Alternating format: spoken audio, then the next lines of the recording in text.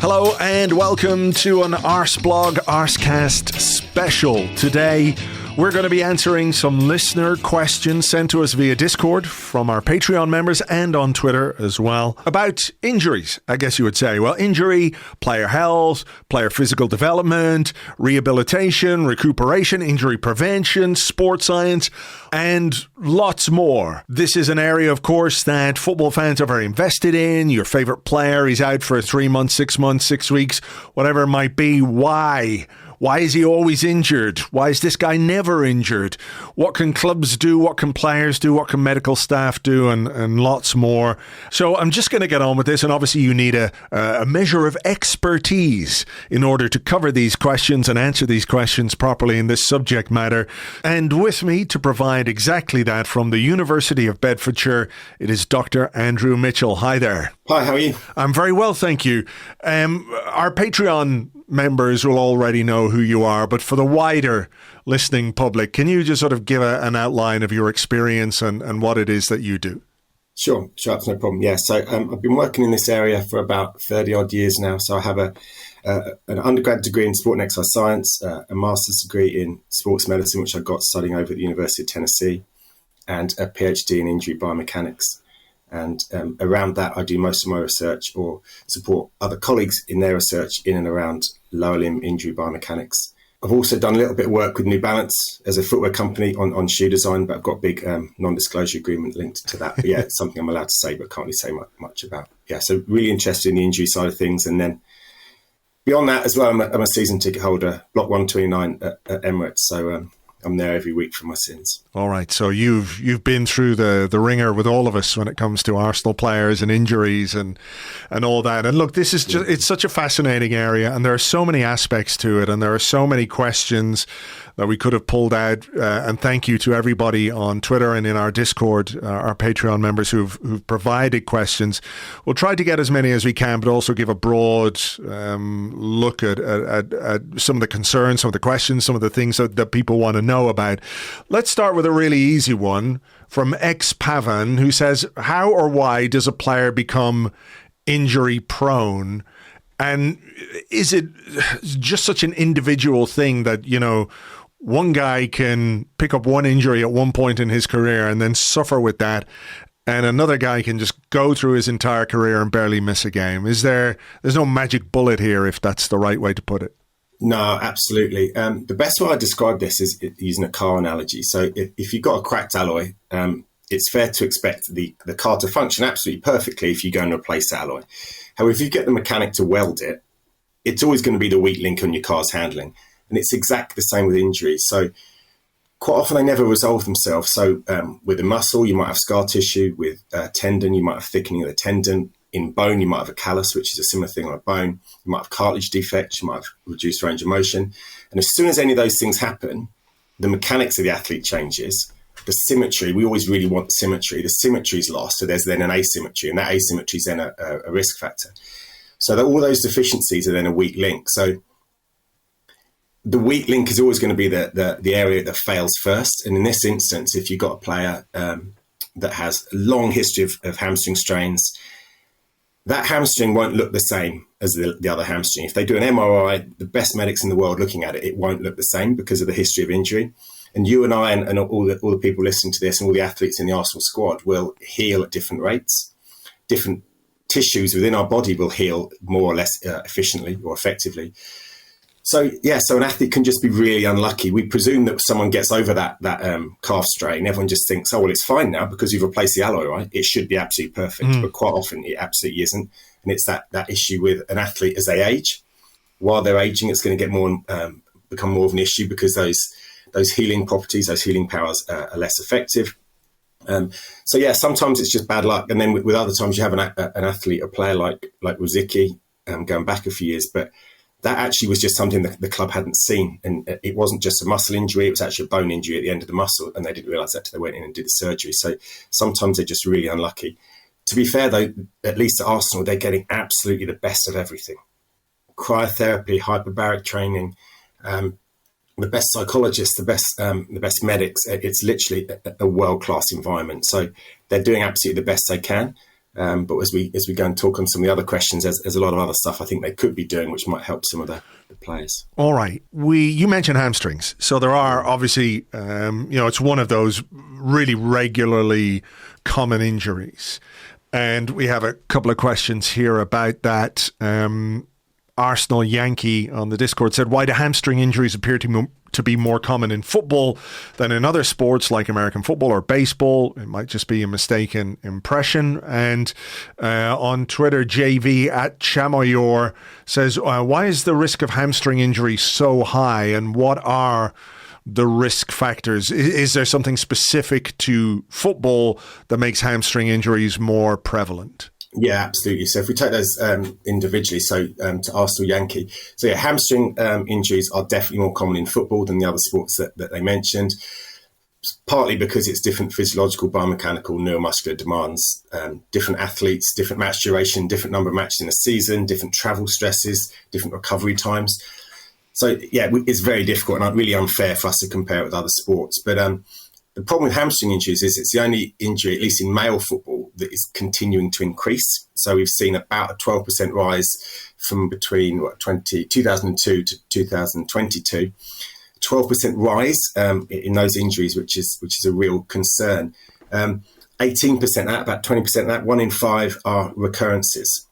And that's something that obviously the club are doing everything they can to reduce. But within that as well, the recurrences, we know that about 2/3 of them happen within those first 2 months returning after play. So that's something that they're really, really worried about and they're really concerned about. But if we give you an example of the specificity and the detail these clubs go into when they're training. I was talking to a sport and exercise scientist at a Premier League club over the week, and he just showed me his laptop and we were having a quick read.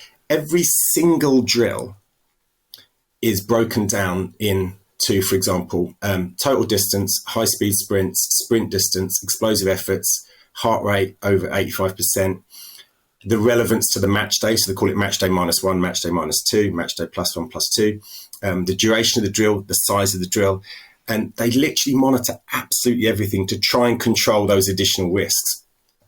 So they're doing as much analysis as they can, and like I said, in this drill library I was looking at, it isn't just the data that's written there, it's actually the video of the drill. So the club's medics, doctors, coaches, physios can go back in and say, actually, it was after that drill there was an issue, and they can literally cross-reference it.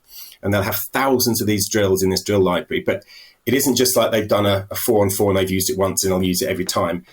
They'll actually have the new video showing every single time that drill is used. So it's amazing the detail I can get into to kind of identify any kind of risks or concerns. But going back to Chamoyor's question, it was so why is it so high, was he saying?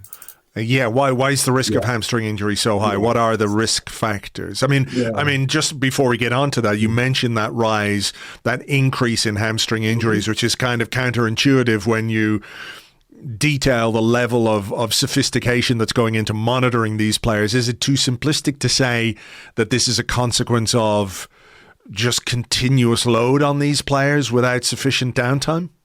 Yeah, I mean, the load is a challenge. As some researchers say, the load doesn't really influence it. I think someone in the Discord showed us or shared a paper in the NBA where they were saying the load doesn't make much difference. But hamstrings is a very specific one. And someone else also in the Discord was asking about the way that football players sprint compared to other athletes. I would argue that is one reason that football players strain their hamstrings more than, let's say, American football players, because elite football players over here don't run like elite sprinters, whereas in the US, that's something they've always done. There's some modifiable and there's some unmodifiable issues with reference to hamstring strain. We know the majority of the time it's the bicep femoris, so we even know which muscle of the three is the challenge.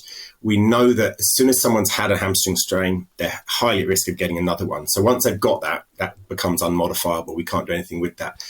But the residual weakness is something we can obviously work on, and it comes back down to insufficient rehab, so either not strong enough or not able to get up to kind of high speed, which then results in a lower load capacity. And then as soon as you kind of increase the stresses, then the person's at risk again. So there's almost two different kinds of times that a football player can do a hamstring. If they've got that residual weakness and they get injured very early in the game, it's because there's something to do with the neuromuscular control, or there's some muscle imbalance where it's really obvious it's going to happen straight away. The other side of that is actually that's all sorted, but they're just kind of getting this fatigue late on in the match. And as soon as you've got risk of fatigue or higher fatigue than normal, your risk of injury increases through the roof. But all these players have been monitored in match constantly. So I wouldn't have the opponent's data, but the team, so Arsenal, for example, would have the data in front of them. Guys in the stands looking at absolutely everything. So high-speed sprints all the way through to kind of total distance covered and things. And then monitoring as soon as it goes above or below the standard deviation. So as soon as it's in an area where they're not used to, they can make a call down to the bench and say, look, someone's in either in a red zone or they're not hitting the numbers they should be. But the risk factors also is things like excessive training, too many matches, overloading with fatigue. And there's lots of talk that this is going to be sounds slightly controversial. There's lots of talk that actually it's more to do with the coaches and the high level management making poor decisions in certain instances. Yeah, so this is one of those moments I maybe gave you a heads up in advance. The more and more you look into the research, the more and more you can pull out things of interest, and UEFA, bless them, do some good things, and they funded a lot of really good research into elite football over the last 25 years or so. And UEFA did the study, and they actually spoke to the chief medical officer, so the most responsible doctor at every football club involved in this study, and this was across the whole of Europe, and these all Champions League clubs. And they basically said to them, what do you think are the issues that are beyond the player's control that the club could organise it and do better to reduce injuries? And the three things that came out was the leadership style of the head coach is sometimes not synonymous with maintaining appropriate levels of injury or health and fitness and reducing injury. So does that mean that the head coach is maybe putting pressure on a player to come back more quickly because they need them? I mean, you can understand they need them. It is a balancing act, et cetera, but rather than erring on the side of caution, they're prepared to take a risk with the player. Absolutely. And or what they're trying to push into training, whether they're overruling the sports scientists or medical staff about those kind of drills. The other thing is the quality of internal communication has been highlighted by the chief medical officers at these clubs, saying, sometimes the people just aren't communicating effectively, and then that increases the risk of injury to the player. Then the final one, which is the most obvious one, is from top down, is the workload imposed on the players. They all, at least at Arsenal, they're all very handsomely paid, and we would all expect them to be grafting every day, all day, but that really, really doesn't work with elite athletes. We really need to look after them a bit better. But it's quite controversial that you kind of read that and think, and this is a paper from the elite club injury survey, so kind of the best research in the world in this area. And one of the things they're picking out is the managers could be doing a bit better, and the high level coaching staff could be doing a bit better. Sure. What about the players themselves in these situations where fear of losing your place or desire to play or just wanting to be involved because you are driven and ambitious and you love football and you want to play, and maybe you're not 100% honest with the medical staff or the sports scientists? Like, to what extent is that an issue in that, they can do scans and they can measure certain things, but ultimately if you say to a player, how are you feeling? Have you any pain in your hamstring? And they say, no, everything's fine, but it's just, it's not quite 100%, but they're willing to risk it themselves. Absolutely. I think they'll do it once, and if it comes back to bite them, they wouldn't do it again. It's probably based on the maturity of the player or the advice and guidance of the player, and also the environment the player's within. If the player feels confident enough to say to the gaffer, it doesn't feel right this week, this isn't normal, or even talk to the sports psychologist or one of the other coaches, that's the kind of environment we want to be promoting. What we don't want is people saying, oh, no, I'm fine, and then playing on hurt, which is what we heard, I believe, wasn't Jesus before last World Cup.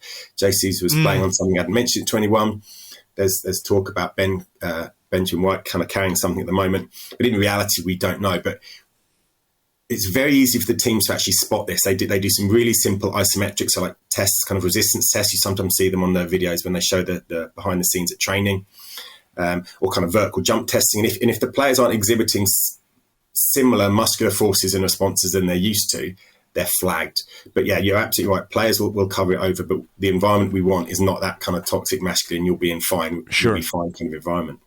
Okay, the other question you mentioned about running style, I'm slightly fascinated by this. This came on the Discord from Seoul. And he said, I'm friends with a physio who's a hamstring specialist who's lectured, done reports for several Premier League clubs. His opinion is most footballers don't sprint properly, which goes to what you were talking about there. And I listened to a podcast last year with the guy who was in charge of physical development at youth level for Arsenal. And one of the things that he talked about were these 4 stages of physical development in young players. And part of it was teaching them how to run properly and how to move. And, you know, as this level of sophistication hits the academies, is it possible that we will see maybe an improvement in player injury? What's the word I'm looking for here? Yeah, exactly. Their resilience, because from a young age, they have been developed. So like at 13, you run like this. At 15, at 17, you know, you've got the power to do this, that.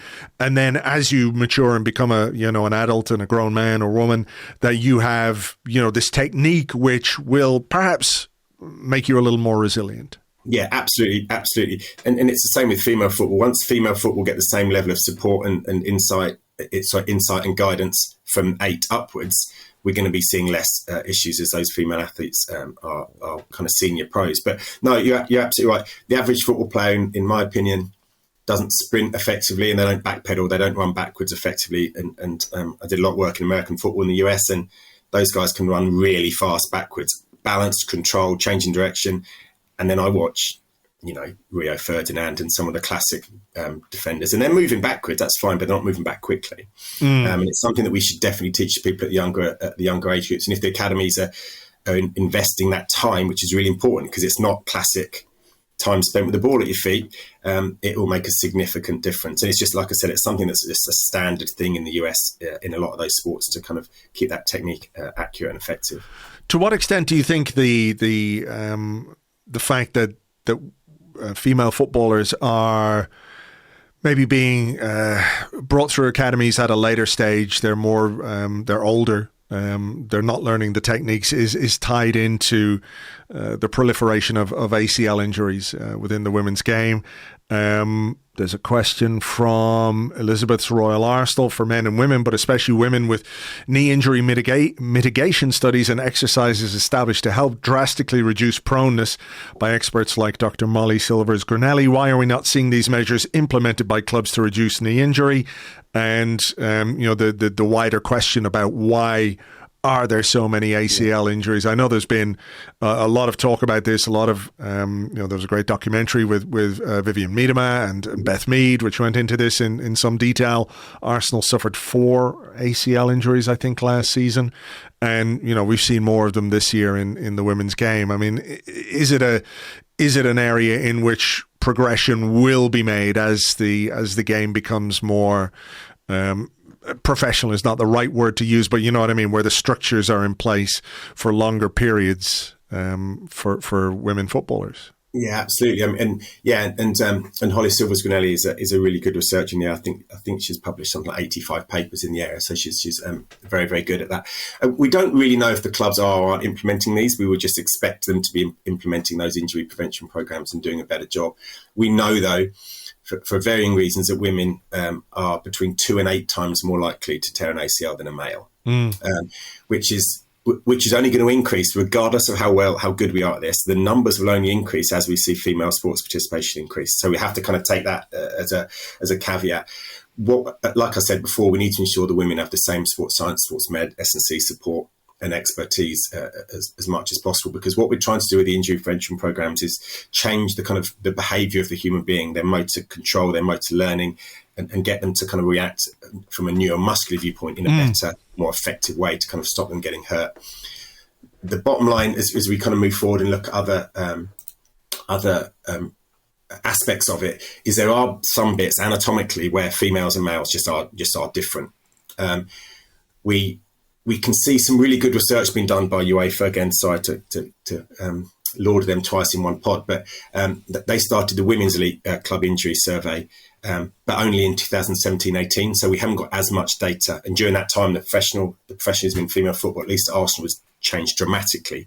And I think those data over the next 5 to 10 years will be really, really important to see how it's improved. But we know women have a different kind of pelvic. If you imagine the kind of put a dot on the side of your pelvis, middle of your knees, and then your ankles, it's called the Q angle. And women have a different Q angle to males. They have different musculature around the knee. They have different levels of testosterone, which obviously helps us build muscle. There's some research to suggest there's links with estrogen, menstrual cycle, and joint laxity. I mean, that's a little bit mixed at the moment, that research. But we know women land differently from vertical jump. We know their neuromuscular responses are different. So they're the things like landing mechanics, change in direction mechanics, strength that we need to kind of improve, because only a third of ACL injuries in female football are caused by a tackle. The other 2/3, no one else is anywhere near. It's 2/3 to a third. It's those change of direction, landing with no one else close, where the women are most often tearing their ACL. How different is that from men? It would be roughly the same. However, obviously the incidence of it will be slightly less. So women are 2 to 8 times more likely. So similar issue, but obviously far less common. And the fact that Arsenal had 4 last year, that's so unlucky. It's like being struck by lightning 4 times in a row. The number of ACLs, so we know that women, that female football have a higher incidence of ACL, but in reality, the percentage of ACL injuries in women's football injuries as a whole is only 2%. It's tiny, but it's a massive burden. Obviously, it's hugely shocking. The most common thing are hamstring injuries at about 12% and quad injuries at about 11%. But we know now more about it because it's on TV. 5 years ago, those matches would have been on TV. No one would have known or it wouldn't have been as popular if Alex Scott had torn an ACL 10 years ago. Sure. And Leah tearing an ACL. So that kind of is an issue. But it's about, for female football at least, it's about 290 odd days of rehab as soon as you tear an ACL. Okay. While we're on ACL, we had a lot of questions about Jurrien Timber. Yeah. And Bird Tail Bill says, what are Dr. Mitchell's thoughts about the circumstances of Timber's injury? More specifically, does he think Arsenal were not following best practices in letting Timber continue to play in the second half when he had obviously had some kind of injury event in the first half? Yeah, this is an answer I'm going to start with a sigh, because it was back in August, wasn't it? You and I had spoken about it 4 days before. The injury happened on the 12th, and I think on the 8th of August, we'd met up and had that first pod. And I was saying at that time, when there's an injury mechanism, so something that looks like an injury that we know, even if the athlete says they're fine, even if the tests say they're fine, if you've got half time to check them, it's not worth the risk. And I was screaming at the TV. I was in the States watching that game, screaming at the TV, saying, "Cool, they're not going to let him on. Surely they won't let him on." Even I'd rewound the TV and I'd looked at the angle and I'm saying, doesn't look right to me. And the thing with it is, the worst thing that happens if they bring him off for that half a game is he misses 45 minutes of football. By leaving him on, the worst thing then that happens is we can potentially put him at risk for another or a subsequent injury kind of that makes it worse. I mean, obviously the club will say, and I understand that, and I wasn't there and I didn't do the tests and I wasn't looking over anyone's shoulder. The club will say he was fine and went to go back on. But the chance of having 2 ACL mechanisms of injuries within 20 minutes of each other and them not being linked is infinitesimally small. Yeah. It was just really sad to watch. And yeah, it's I was gutted, but no more gutted than the player. But the player may have been having that mindset you were talking about earlier, where they were saying, "Oh, I'm fine. It feels good. It's his first competitive match for Arsenal. You know, why wouldn't you?" But such a shame. I mean, it is the story. I can't remember at this point now, but is it not that they did the test at halftime and then it came out after that, like it had been done already, that sometimes you can have a false positive on the test, right? That the injury was sustained in the first half. So, the chances are he would have been out anyway, even if they'd taken him off at halftime. I suppose it just takes away that kind of grey area. Yeah. I mean, yeah, you can have a false negative. So like a negative test, say like, yeah, it's not positive for ACL. It looks fine. We'll send him back out. You can have that. And sometimes the players kind of muscle guarding. So their hamstrings kind of kick in and try and protect the joint as you're doing the test. Absolutely.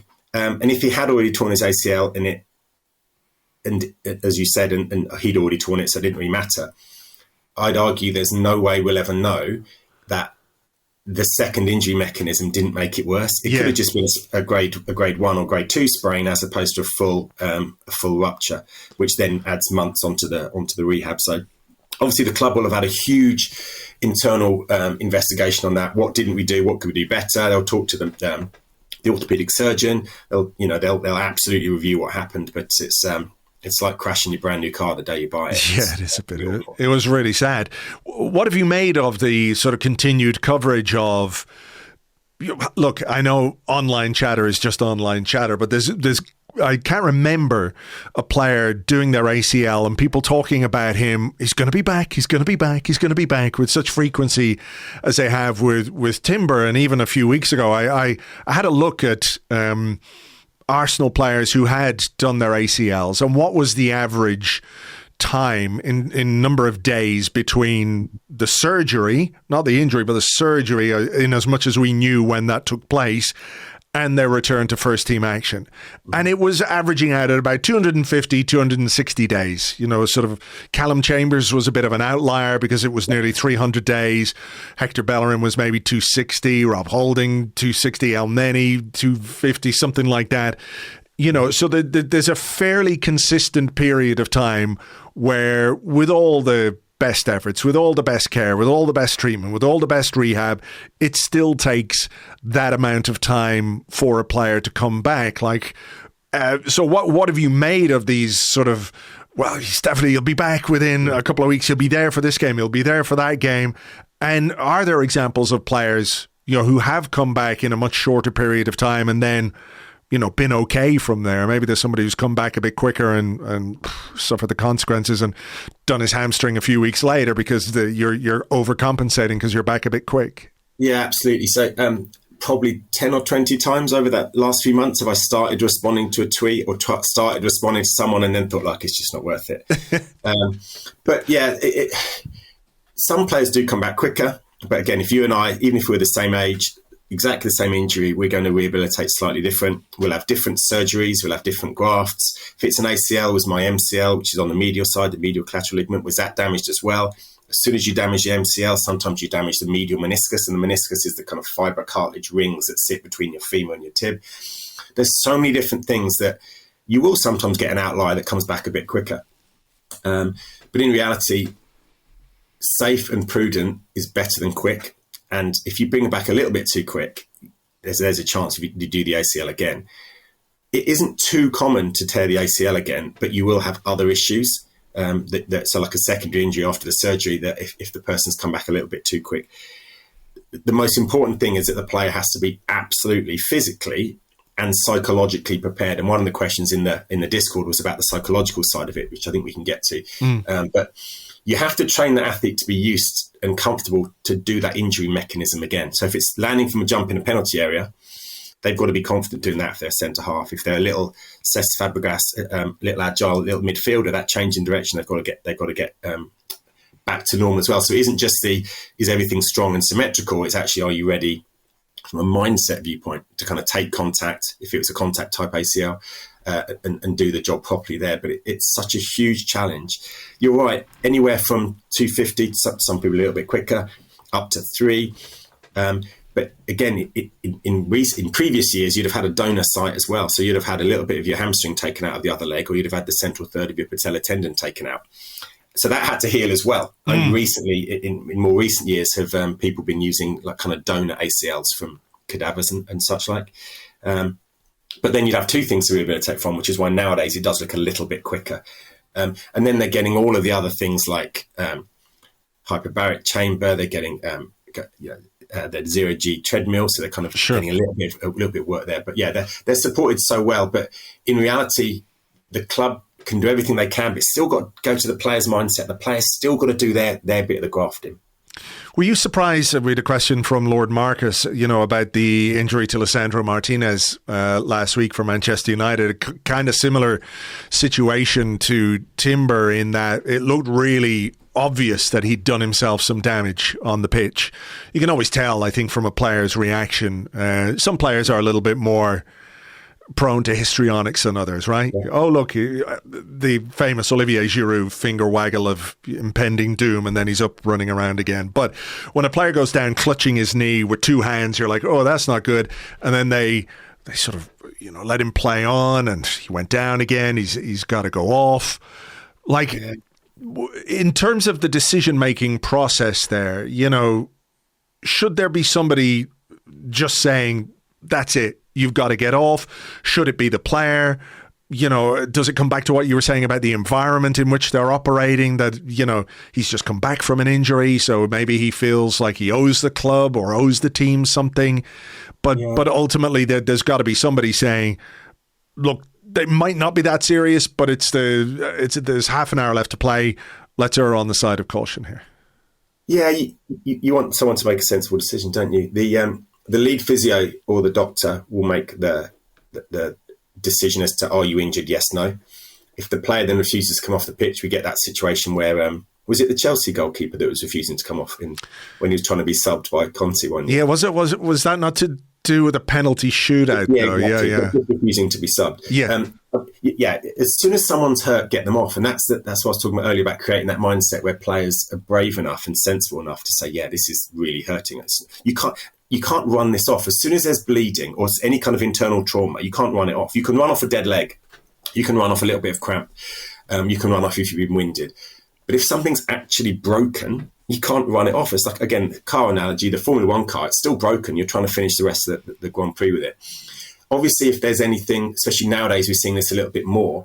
If it's concussion or threat to life, that's a very different issue. So nowadays, with reference to threat to life and concussion, there's an independent tunnel doctor, and in some cases also a fan doctor in the stadium that can get involved, in addition to the club doctors, because the club doctors aren't always kind of neuro specialists. They're a bit more, maybe a bit ortho. In some cases, they're actually just GPs. Obviously, the club paramedics and opposition clinicians get involved in that, but it should never be the manager's decision to stay on, at least. The manager at that point has no clinical experience, similar to the referee at the Emirates every weekend when the referee's going over to have a look and decide whether he's going to call on the physio. I'm shouting in block 21, you don't even have a first aid badge. What's that referee doing? I don't want him. I want the physio running on straight away to look after me. And I think it's absolutely crucial that we make those decisions earlier, because you can save, not careers necessarily, but you can save availability, you can save player availability if you make a sensible decision quick enough. And in that situation, I hope, again, that club will have a conversation about what did and didn't happen, but it's absolutely awful. It's a simple decision. I love Mikel Arteta and what he's done, but it does strike me at times that he is maybe one for the kind of tough love, if you like. Football is hard. You're going to get kicked. You're going to get hurt. So you either get up and get on with it, or, your career might pass you by in a way. And the availability of a player is a hugely important quality for a manager. Yeah, we've seen a lot this year. Earlier in the season, maybe less recently, but where Bukayo was limping. At one point, he was playing right back and Ben was playing right wing because Bukayo couldn't run anywhere. And he's a £100+ million player. Why is he still on the pitch? Yeah. And with five subs nowadays, there's no excuse. Get him off, even if it's for 5 minutes. And if our bench is so thin that someone can't come on and run around for 5 or 10 minutes at the end of the game, we're really in trouble. And it isn't that thin. Reece could come on. At that point, Fabio Vieira could have come on.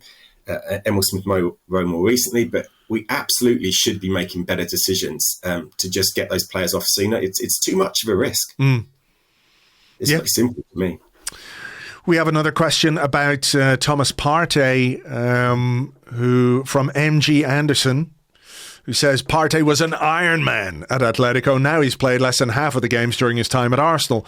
Is that just a function of age, bad luck, or were Atletico doing something that Arsenal aren't? Yeah, I had to look at the data for this because I was under that impression that he was an Iron Man as well, and that's what you hear from the press and what you hear from kind of Arsenal social media.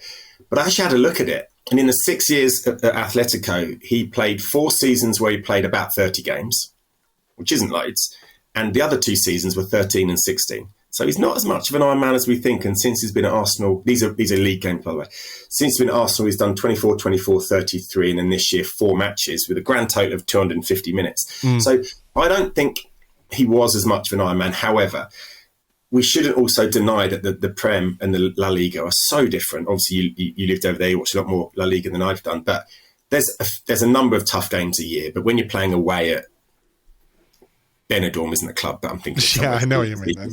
If you're playing away at Benidorm, it's slightly different than away at Burnley, where those guys are all fit, they're all strong. In the Premier League nowadays, there's no unfit players. Tactically, obviously, teams are different, and technically, but fitness-wise, these guys are all super fit. They're all running around.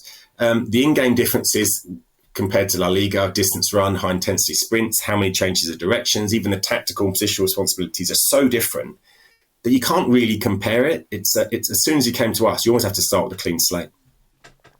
Okay, Raisins with an E on the Discord said, as sports medicine has improved, are you seeing a change in the types of injuries that players are suffering? So an improvement here, an improvement there, and then you realise, well, there's something else going on. Yeah, I mean, we're not seeing a change in the injuries. They're pretty consistent, at least in male football.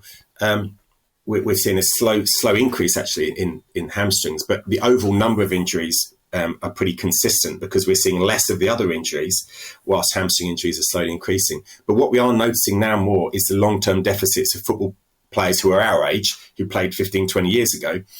So in general public, only 3% of the general public in the UK get osteoarthritis in the ankle. So it's quite small. In retired football players, it's 9%. And they're getting that at the age of 50. So they're getting it earlier than the other people who are getting, than the general public who are getting osteoarthritis. And that's as a result of ankle sprain. We know more and more people who have ankle sprain can develop a condition called chronic ankle instability or functional ankle instability, where you kind of step off the curb and your ankle goes a little bit. You don't feel like you sprained it, but you feel like, oh God, that went a little bit. Yeah. And if you have that, every time you do that, it kind of disturbs the cartilage in your ankle. And we're seeing a significant increase in osteoarthritis, but also we're seeing the same thing in knees as well, of retired football players. No data on female football players at this point, obviously, because it's a little bit early in that cycle. But Lee Dixon had his knee replaced middle of COVID, I think. Didn't he just have one the other week as well? I think he had a one replaced there. The other one maybe replaced. I think I saw on his Instagram anyway. He certainly looked like that was happening. Yeah, so knee replacements. Canberra Gunner on the Discord says, why are clubs not more open and honest with injury history and rehabilitation process? Obviously, there's a base level medical privacy, which must be respected if that's the player's wishes. But it sometimes feels like managers could make less of a rod for their own back if they opened up about the circumstances surrounding a player's non-selection or low minutes, thinking of Emile Smith-Rowe in this context, for example. I think this is really interesting as well because you know, that there are cultural differences. I know that in American sports, for example, they're much more open with the kind of injury information that they give out, with the kind of language that they use as a kind of prescribed language, which tells you about these injuries. But I think in football, you know, Mikel Arteta, as we know, does not want to give anything away. He doesn't want to tell you, sitting at his press conference, that Gabriel Jesus is fit or not fit. He wants to leave that bit of doubt in the mind of an opposition manager.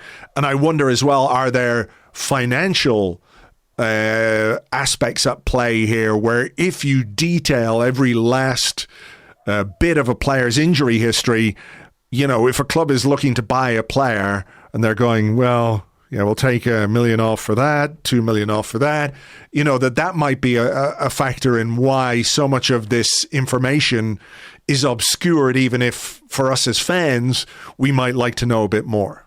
Yeah, I've been nodding through the whole of that question, because everything you say is absolutely right. It's the responsibility of teams in the NFL, the NBA, Major League Baseball. They have to announce when players are injured on the injured reserve, or used to be called the disabled list in baseball. It's now called the injured list.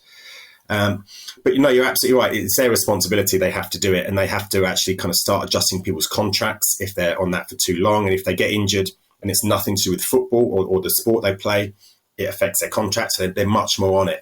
I mean, I think with Mikel Arteta, it's not giving anything away to opponents. The quick answer as to why he doesn't give information out is because he doesn't have to.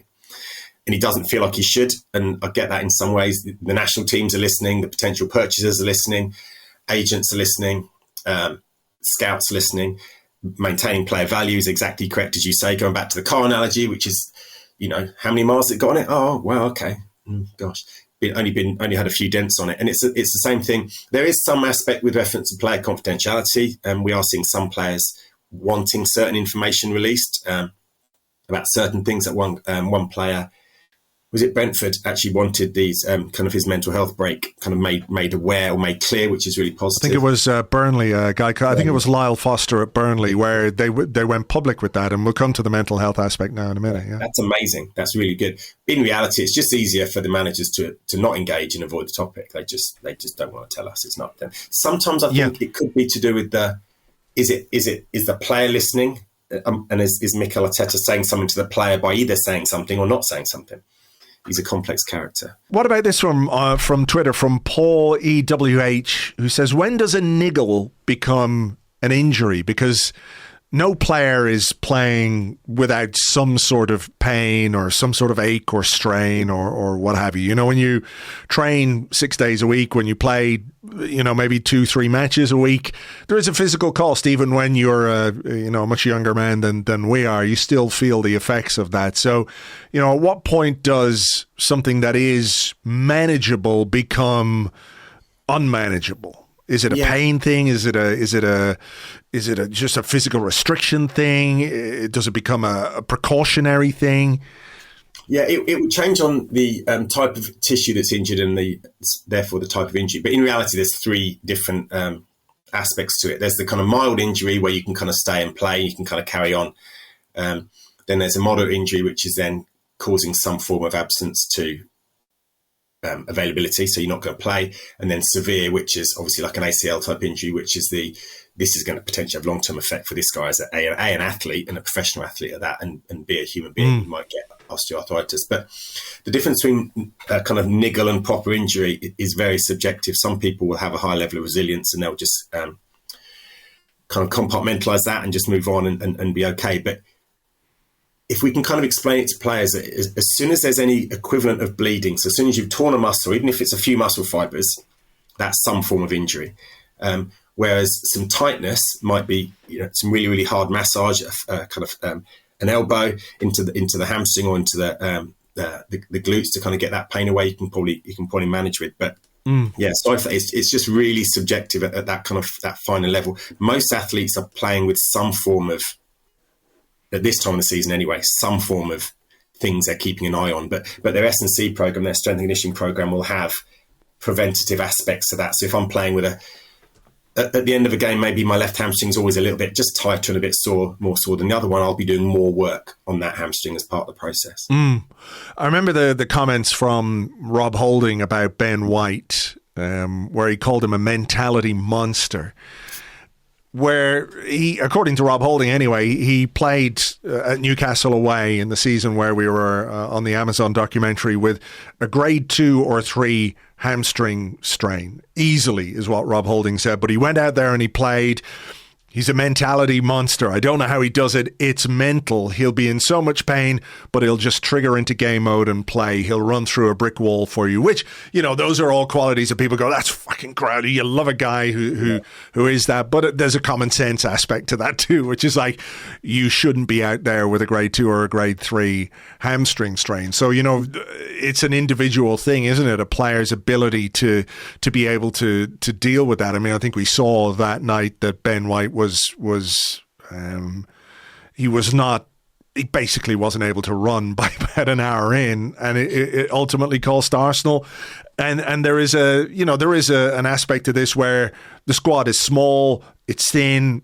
If you have a guy who's willing to put his body on the line for you because you don't have anyone else who can play, there's something obviously positive about that, but it's a situation where I think it probably brings into sharp focus your squad building and your squad depth.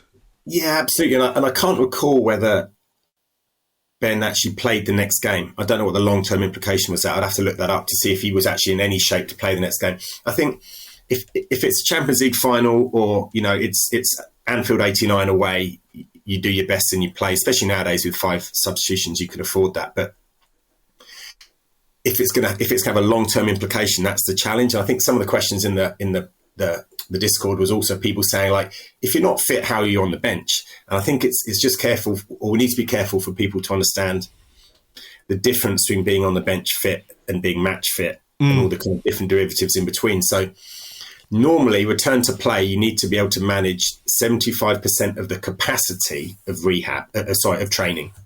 So that doesn't mean you can only do 75% of the activities, and these 25 you can't because they hurt. It means that if they're doing a 60-minute drill, CV-wise, you can maybe manage 45 or you can maybe manage 50. Sure.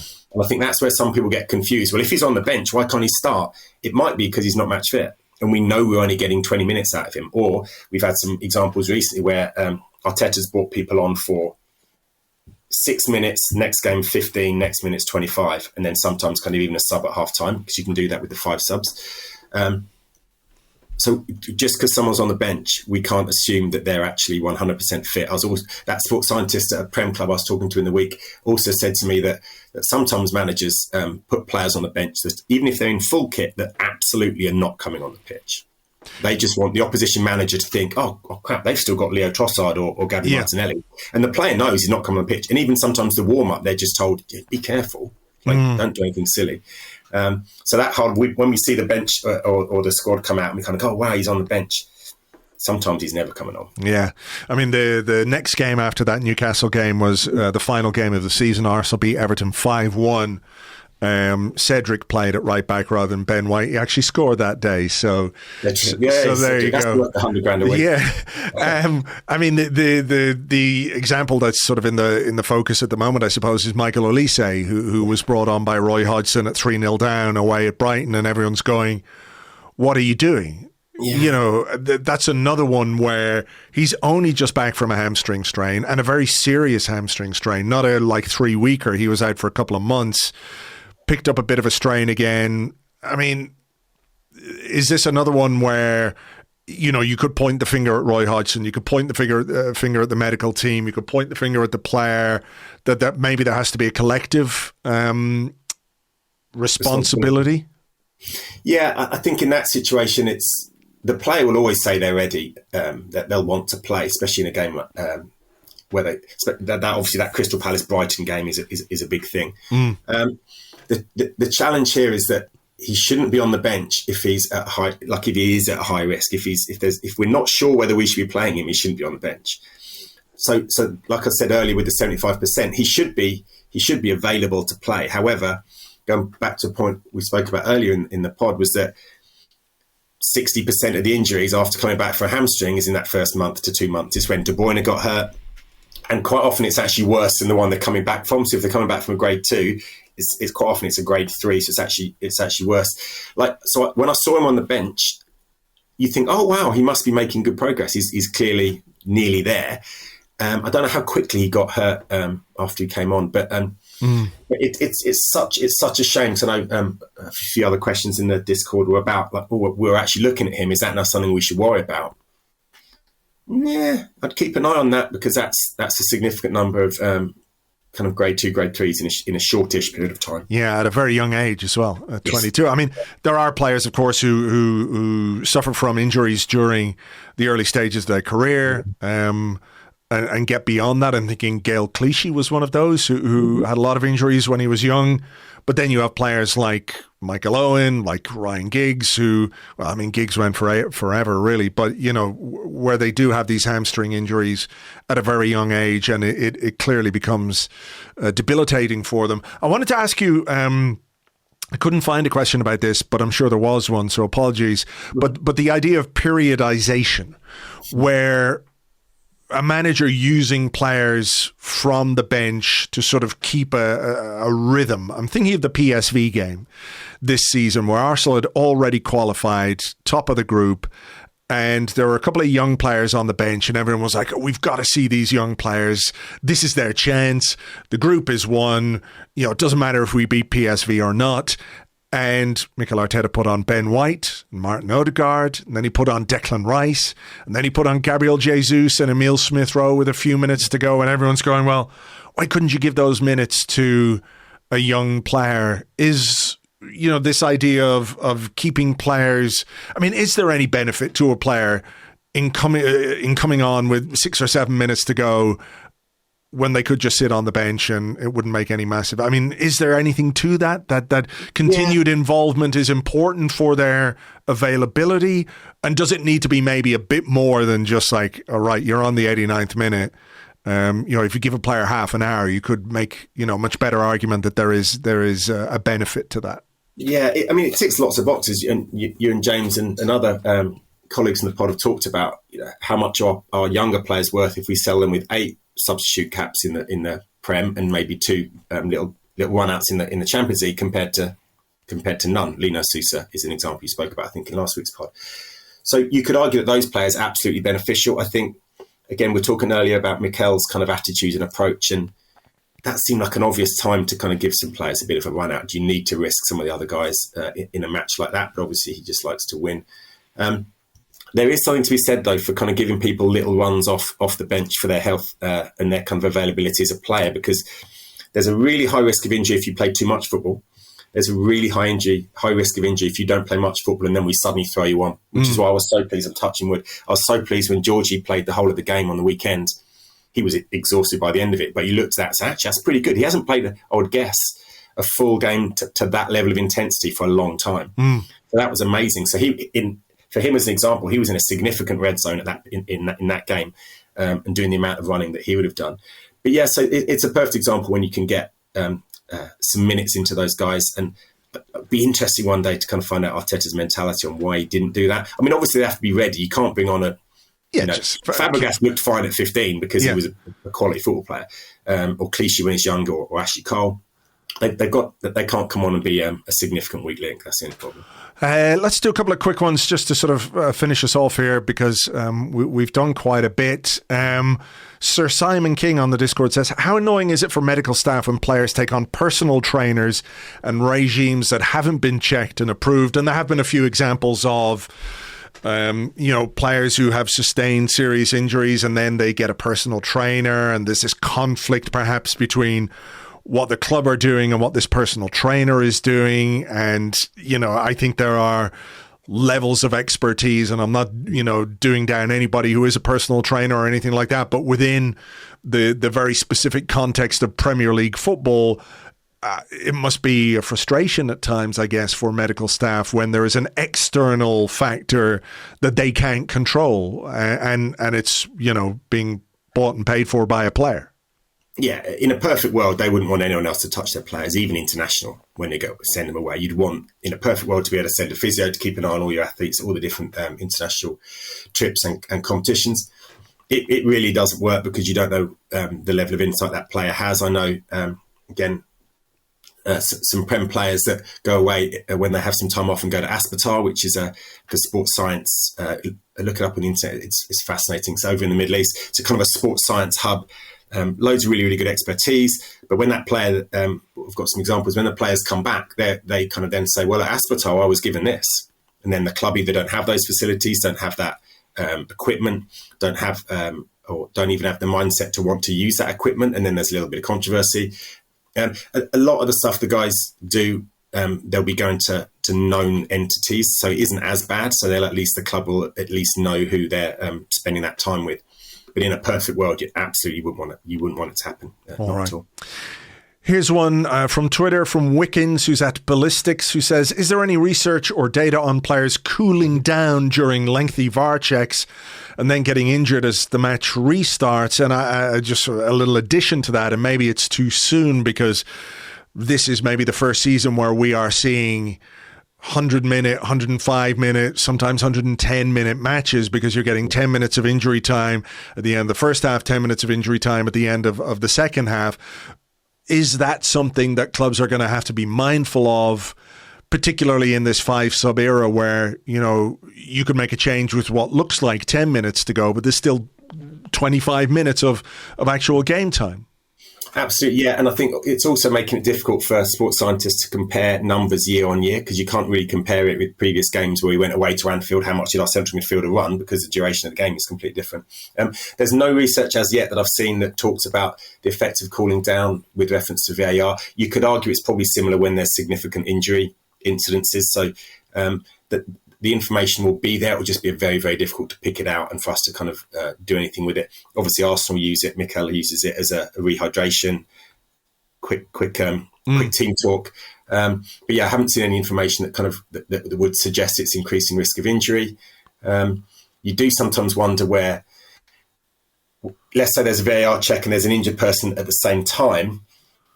The longer that VAR check goes on, or the longer the physio is with the injured person, the better it is for the substitute coming on to get ready to come on. Because sometimes it's completely the guy that wasn't warming up, and it's someone else suddenly putting taking the tracksuit top off, or looking for the shin pads like Arsecast did that time, couldn't find them.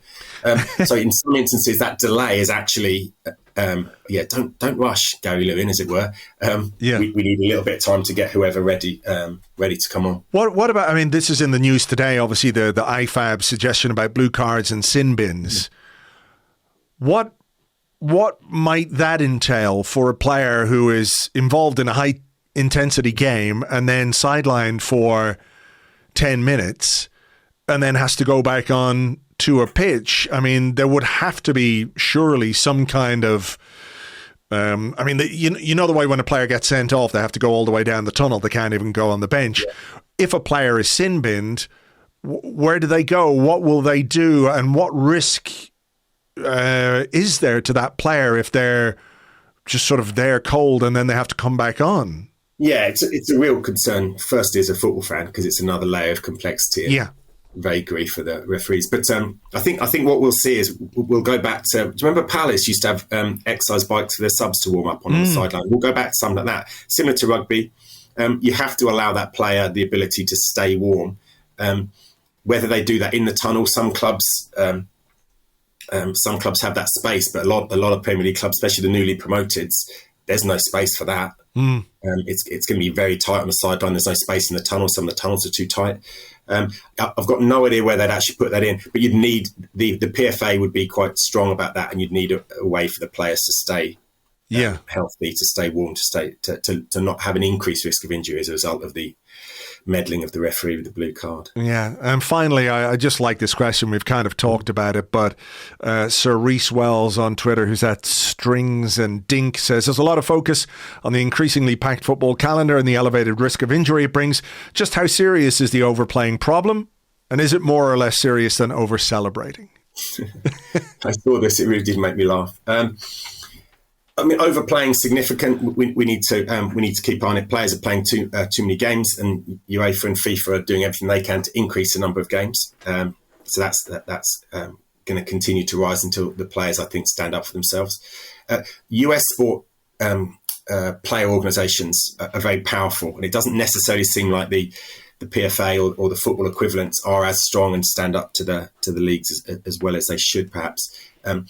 The over-celebrating, let's not forget that Tony Adams broke an arm of a teammate in a celebration, so that hasn't been resurfaced by the celebration police. But it's going to happen. Someone's going to do something silly, and then the celebration police can be all over it, saying, "See, you shouldn't jump in the crowd." Martin Odegaard is out of the weekend's game because he's got like a strain of his index finger from taking too many pictures. You know. Yeah. Can I just say what? There was one more question I thought was really interesting, and it was from SoCal Ben on. Oh yes, sorry, I didn't mean to get to that one. Yeah. So regards mental health, and especially when twinned with a physical injury, so an injured player dealing with mental impact of large time on sidelines, what does the FA or Players Union provide, if any, around support for the athlete? And there's two sides to this answer. I think it's really positive. So firstly, the teams have counselling and psychology support as part of their support teams. And where required, they'll go kind of next level up towards kind of clinical psychologists. I know obviously we've got Win the Dog as well, but Brentford, the sports psychologist Michael Caulfield at Brentford has a greyhound called Paisley or Maisie or something that he takes to the ground for all of his meetings with players, which the players rave about. But I think it's important to remember that those players getting injured will get support from obviously coaches, clinical staff and teammates. But the impact of a former player, maybe making a phone call and saying, "Oh, I did my ACL, this happened, this is the advice I got, this is how you're probably feeling now," and kind of reaching out. And we know that some of the ex-players at Arsenal do that. But the work of the PFA shouldn't be underestimated. And I can say which team this is. So obviously when Luton Town's captain Tom Lockyer suffered the cardiac arrest a few weeks back against Bournemouth, very soon after, the PFA took some of their counsellors in and actually had a conversation with the whole Luton Town Football Club. So admin staff, playing team, so the playing squad, shall say, and the coaching team, and again, I wasn't there. I wasn't part of the conversation, but from what I've heard from people that were there, said it was a really, really powerful, moving process. And again, very positive, kind of people raising their feelings about their own mental health, which is what we want to surface among these players. Also, one thing that's really important that I really noticed about that day, which kind of made me proud, was Chris Phillips is a physio at Luton Town Football Club, and I taught him as an undergraduate student many years ago, and he's an absolute star. And he was the lead physio. He was the person holding Locke's head while they were doing or treating him. So his response and the response of others on the day was absolutely exemplary, and it was amazing. The way the club dealt with it in difficult circumstances, and also credit to both the Bournemouth and the Luton fans, because they called a match off, and that's significant. People have invested a lot of money in that day, and they were aware of the human side of that event. I mean, yeah, it's such a traumatic thing for everybody involved, whether you're in the stands or on the pitch, and obviously for Tom Lockyer himself, and thankfully, well, I don't know what's going to happen with his career, but thankfully it wasn't a more serious incident on the day. Is there sort of a mindset? I wrote about this a little bit during the week, actually, on the blog about this. Every time a player gets an injury, they talk about coming back stronger. I'm going to come back stronger. I'm going to take all the positives out of this. And I get that completely. I absolutely get that, because I suppose that has to be your mindset. I won't let this get the better of me. I will make the most of my career. I'm going to miss 6 months, 9 months, whatever it might be. And that's a lot in a short career. Professional football is a short career. To what extent are the staff and the physios and psychologists involved in that aspect of it? Because we know from experience at Arsenal that there are players who, despite their best intentions, who talk about wanting to come back stronger, they don't. I'm thinking in particular, the player that struck me, in particular, was Hector Bellerin, who had an ACL injury and came back and did come back, but was different and not the same. And that sort of special power that he had, that blinding pace, was gone. Whether that's completely connected to the ACL or not, I don't know. But, is managing the desire to come back stronger versus the reality of you might not a big part of this rehabilitation process? Absolutely. The psychological rehabilitation is significant. You need to set goals for your athlete as they're in rehab, but they need to be reasonable, they need to be realistic, and they need to be attainable. And they can't be. You can't kind of say to the goal, "You'll be fine within 3 weeks," if you know it's an 8 week injury. So the support and the guidance that they'll get is essential at that point. You will sometimes get other players saying, "Oh, it's all right, mate. I was back after a month with that." Again, different healing rates, different injury, different potentially a different grade of injury. So it's really, really important that those players are given that support. But what's positive is the mental health support, the sports psychology support in football in the last probably 10 years is leaps and bounds what it was before then. Paul Davis, Kenny Sanson, that kind of era, they weren't saying, I need to talk to someone, and has he got a dog we can walk around the pitch, we'll have a chat with, and it'll make me feel great because that dog's there, and it'll help me relax and open up, and I'll have a deep conversation about stuff I wouldn't normally be ready to do. That just wasn't happening. So those guys, maybe in those days, were turning to other ways to kind of deal with that, alcohol and or other stuff. So it's essential that those guys get the right support, but equally it's important, and you see this a lot, we see this a lot because of our international players. Quite often they're sent home for parts of that rehab. Go home, get away from this environment. Yeah. We can get someone we know and trust to do your rehab back in Brazil or back in Belgium or Holland or whatever. And you can see the benefit of that to the player to kind of just get out of this environment. And I'm not sure if Jurrien Timber would have done the same, but he'd only moved to London about 4 weeks before. Terrifying. It is a bit. Anyway, look, we better leave it there. It's been absolutely fascinating. Again, I hope everyone's enjoyed it. Dr. Andrew Mitchell, thank you very much. Thanks.